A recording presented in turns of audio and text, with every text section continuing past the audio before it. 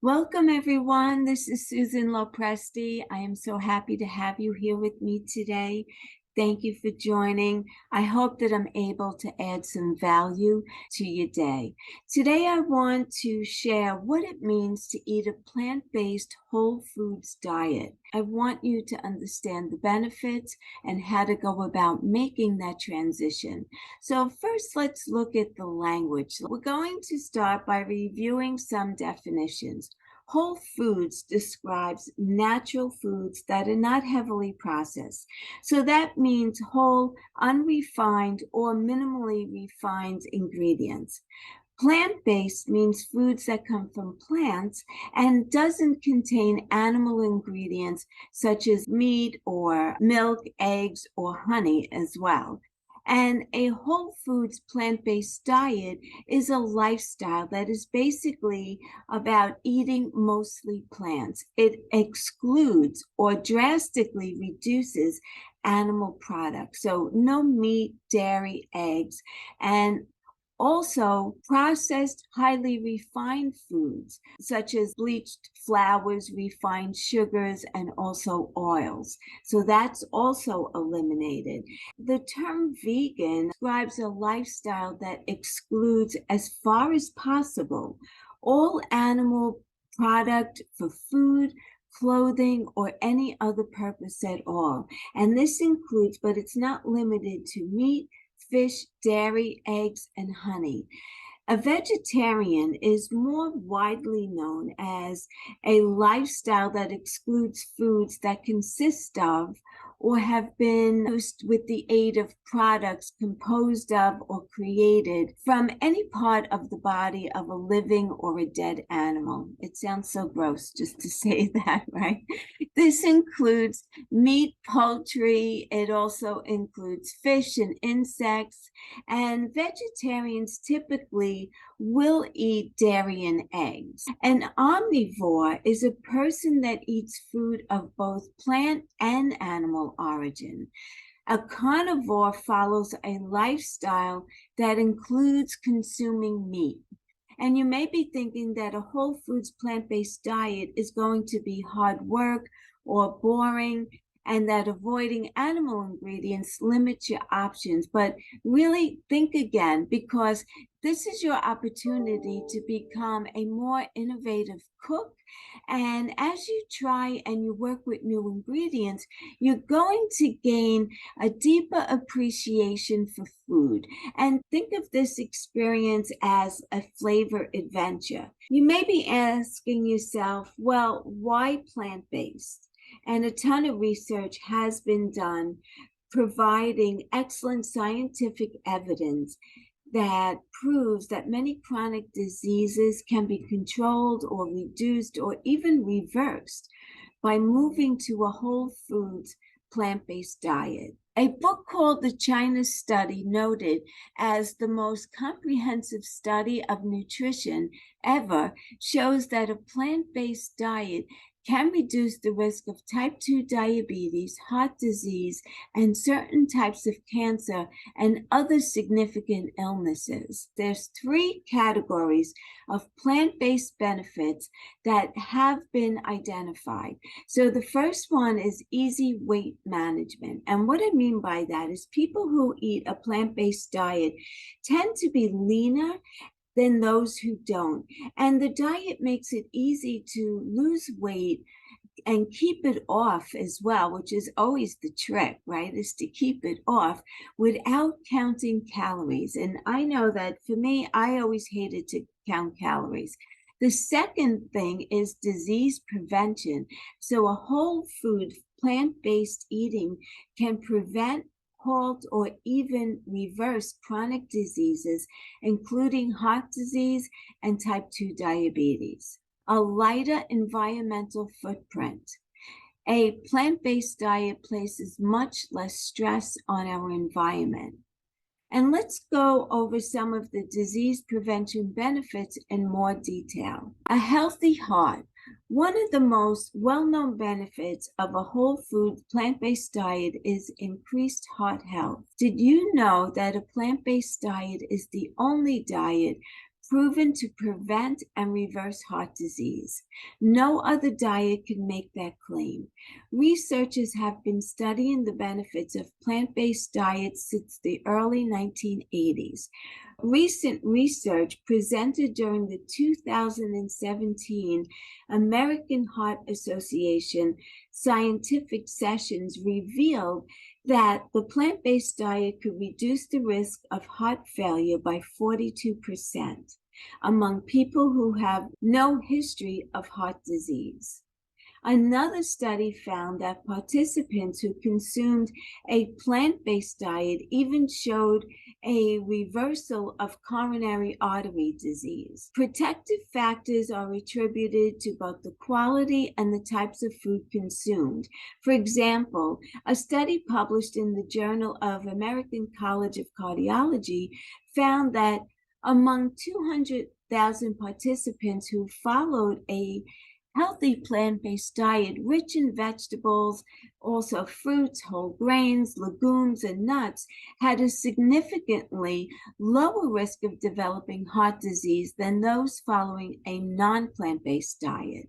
So it's important to note that the study also found that unhealthy plant-based diets that included sugary drinks and fruit juices and refined grains was associated with a slightly increased risk of heart disease. And then the other topic that we need to talk about that we don't always like to talk about is the big C. And that suggests that following a plant-based diet may reduce your risk of certain types of cancer.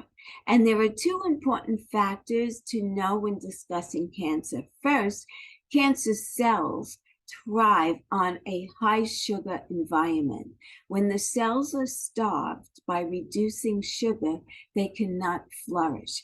Second, while DNA can play a role in the risk of developing cancer, diet, lifestyle, and environmental factors are modifiable conditions that also contribute. Vegetarian diets are associated with significantly lower risk of gastrointestinal and colorectal cancer.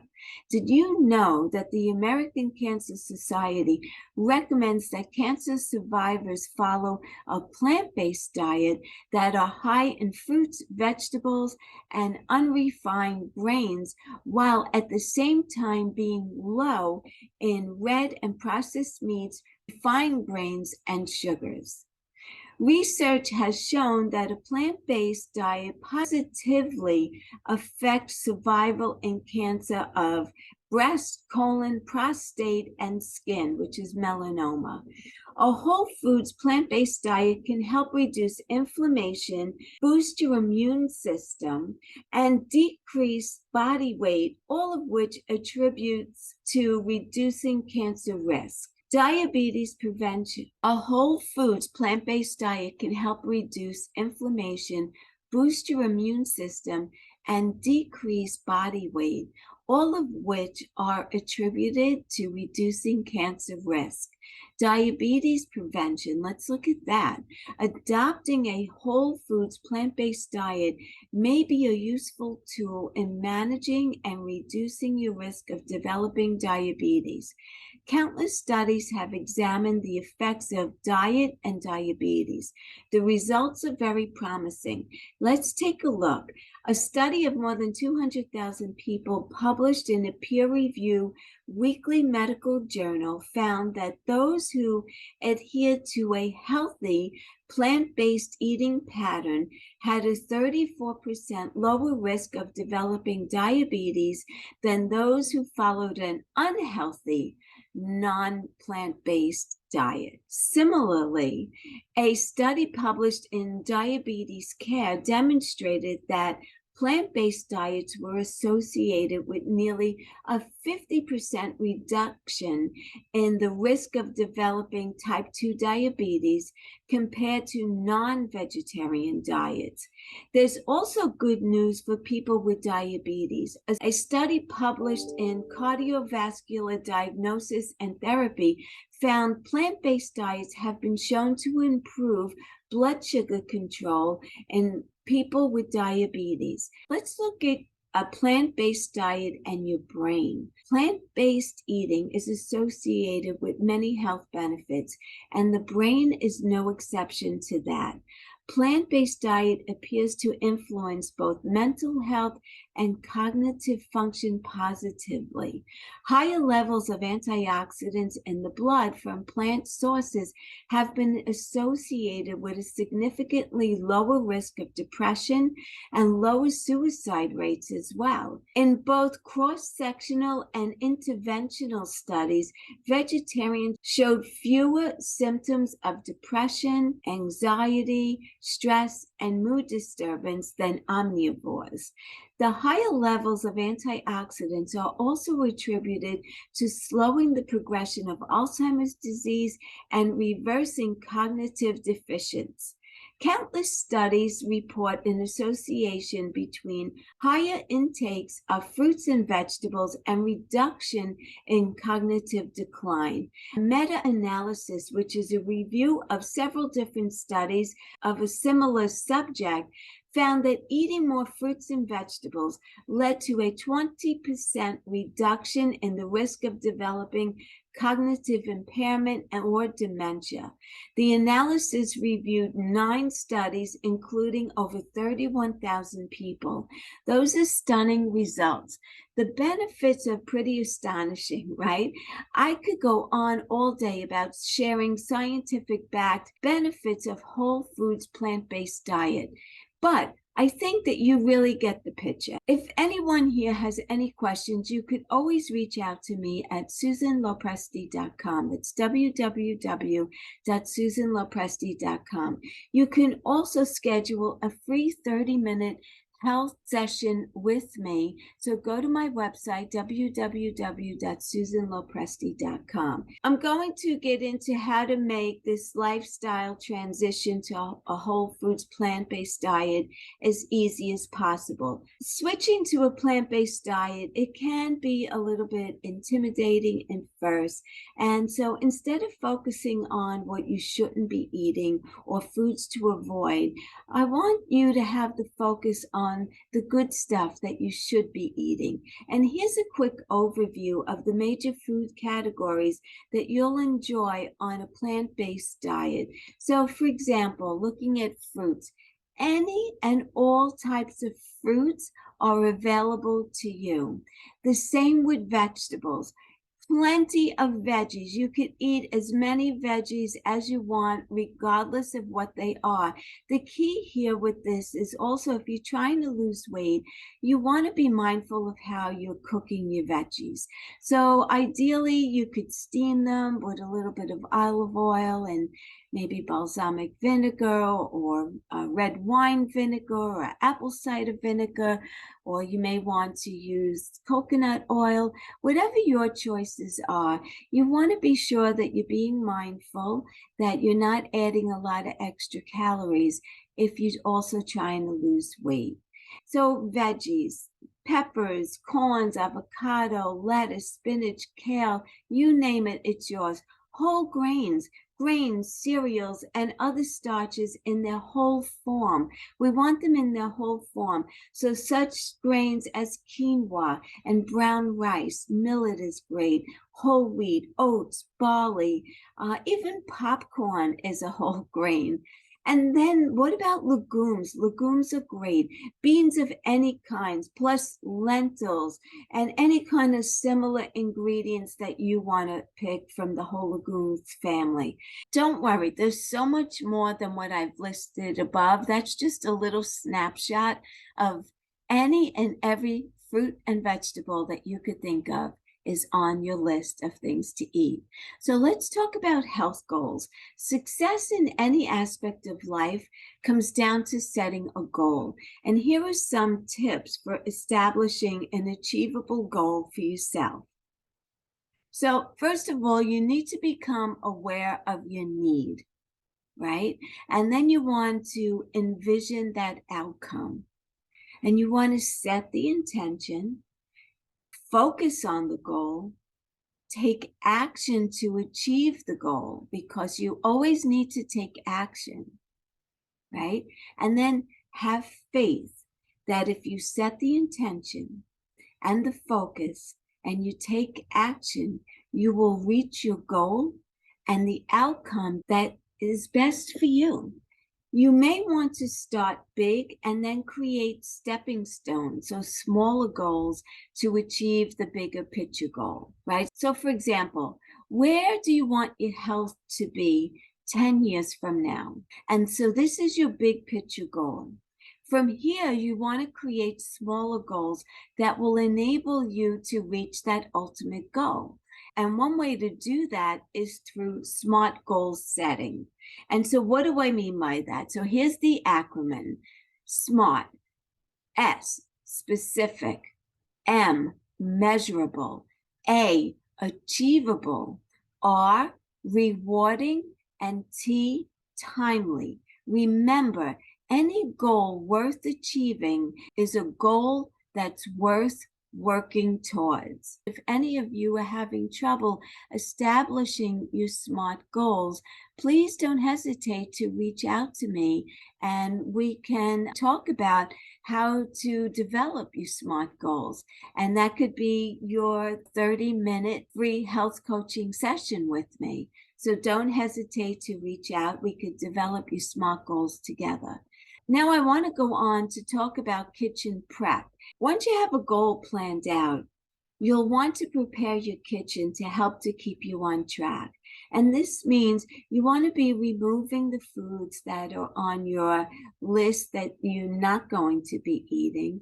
And then you want to be adding in the foods that are on the list that you will be eating. So let's look at that list now.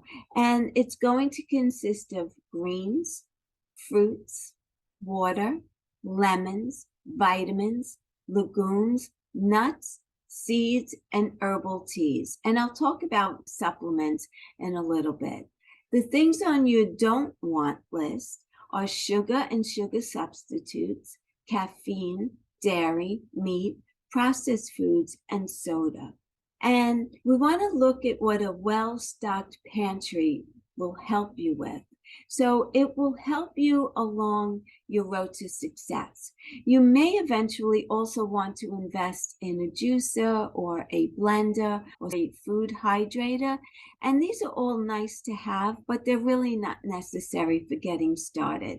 That's a good excuse not to start though, right? Is that you don't have them. But you will, however, want to invest in glass containers that have lids to help you with food prep. And shopping. So let's talk about shopping. Some people dread food shopping. So let's make it easy for yourself by meal planning and gathering a few recipes that maybe have the same ingredients. So you could have a couple of different recipes that all call for the same ingredients, and that will help your shopping list. And also, when writing out your list of ingredients, picture that grocery store and list out items per store department rather than going by the recipe to help you stay organized and to get you through the store faster. Also, a great suggestion is to avoid getting bored. Try different flavors and different foods and expand your shopping from your local supermarkets and go to ethnic supermarkets as well. There you'll find different spices and different things that you may have never tried before that could add variety and literally spice to your life. So branch out and go to different places to do your shopping. And also purchase local produce. Local items will most likely be fresher because they didn't have to travel. They're right there already, and they may have less chemical exposure and have also a lower impact on the environment. So those are also great tips. And another great tip is when you're shopping at your grocery store, stick to the perimeter of the store for the healthier foods. The middle of the store contains all the processed and packaged items that you want to avoid. So just walk around the whole perimeter of the store, and that's where you'll get most of your healthier foods. And then we want to also talk about prep time. So before you go shopping, make sure to give yourself prep time when you get home from the grocery store. And trust me, this way you're more likely to use all the produce if you're ready to go when hunger strikes. So just make it a habit when you get home from the grocery store to wash and cut everything before putting it away. And this will help to cut down on meal prep time as well. We all have busy schedules, and that prevents most of us from cooking fresh meals every day. But if you prep ahead of time and you don't have to do all that chopping and dicing and washing, all you have to do really is to cook it. And that's where these glass containers with the lids come in, and you'll find them handy because some foods can be cut and stored while others can be cooked and reheated. So produce will typically last up to 10 days in the refrigerator. Fresh herbs have a shorter lifespan, but you could buy herb plants for your kitchen, or you can mix herbs with a healthy oil to cook with later on. And then let's get some tips for getting started. So to make your transition as smooth as possible, here are a few helpful tips to get you started. Start by eating more of the plant-based meals that you already eat. So if you eat rice and beans or veggie stir fries and pasta with tomato sauce, they're already vegetarian meals.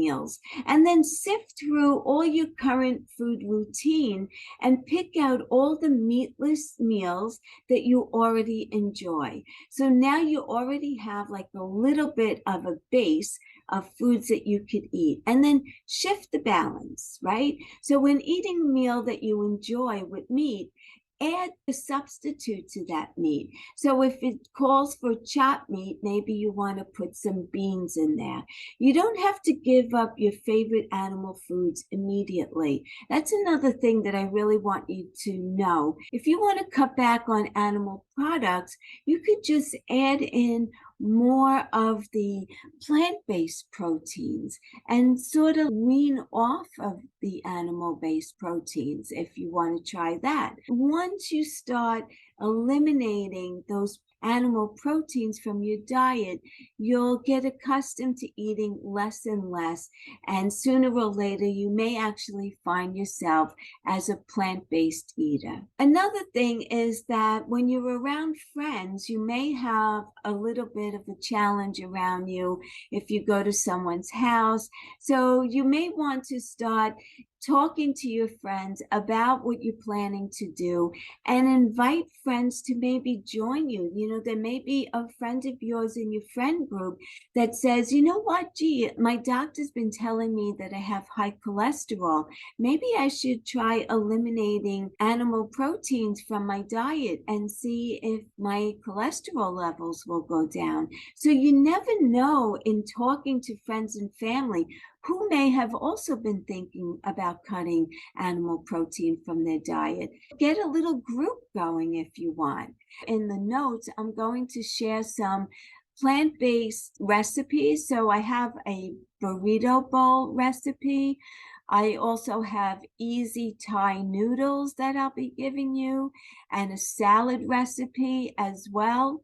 I want to touch on supplements also because I'm a big believer in supplements if you need supplements. So I would suggest that you go to your doctor and have blood work done on your vitamin levels, and they will be able to tell you exactly where you're deficient and where you're good, and then you could supplement as well.